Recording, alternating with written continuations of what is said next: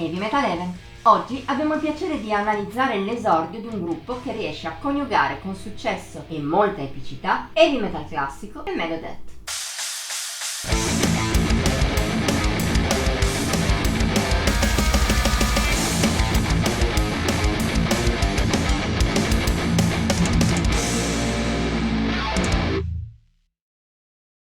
Morte ed epicità. Sono questi i valori portati avanti dai tedeschi Necronite, non solo già nel moniker scelto, ma anche nella musica. Nati nel 2021 a Münster, da allora non hanno corso ma neppure battuto la fiacca. Un EP l'anno successivo, poi il 2024 è stato l'anno dell'esordio con The Skullthrone. Uscito il 1 dicembre, rivela una gran bella personalità a cominciare dallo stile, che coniuga due generi molto diversi. In effetti, i Necronite mescolano l'epic metal di origine heavy tradizionale e il death metal melodico, due anime che il gruppo riesce a unire con grande abilità. La prima componente ha una registrazione moderna e influssi power, ma per il resto guarda molto le origini più classiche del genere.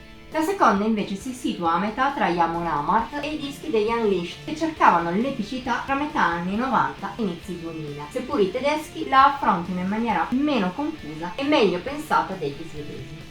Del resto, The Skullthrone è un lavoro ben ragionato, scritto con una consapevolezza non comune all'esordio.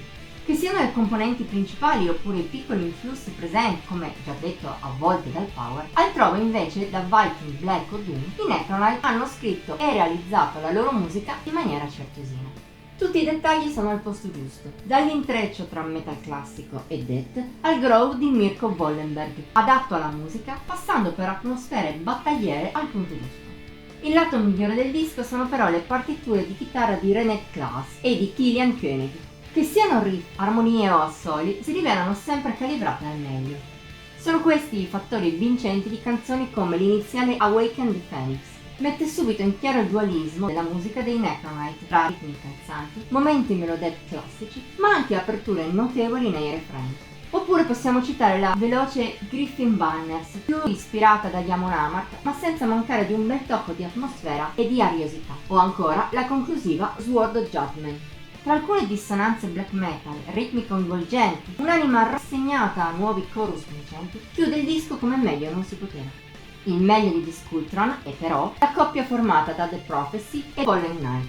Tutta strumentale, la prima pende più sul lato heavy del gruppo tedesco e con la sua anima epica comunica alla grande senza bisogno di parole. Anche la seconda ha la forza nella carica evocativa, a tratti lenta, a tratti più marziale, presenta una bella progressione che a tratti porta anche a melodie nostalgiche, seppur il suo punto di forza assoluta siano i ritornelli, battaglieri in maniera assoluta.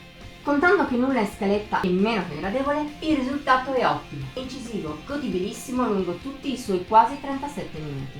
37 minuti che forse sembrano addirittura pochi, di musica così ne vorresti di più. Ma in fondo è un problema da poco per The Skullthrone. Potrà fare la felicità di chi ama sonorità epiche e non disdegna qualche elemento estremo. E se forse i Necronite possono persino fare di meglio, già ora sono degni d'attenzione. Se anche continuassero a muoversi sul livello di questo esordio, i tedeschi hanno la possibilità, nel tempo, di dar vita a una carriera più che dignitosa. Voto di Heavy Metal Even 87%. Per oggi abbiamo finito. Se abbiamo attirato verso l'epicità del gruppo tedesco, faccelo sapere nei commenti oltre a mettere like e condividere.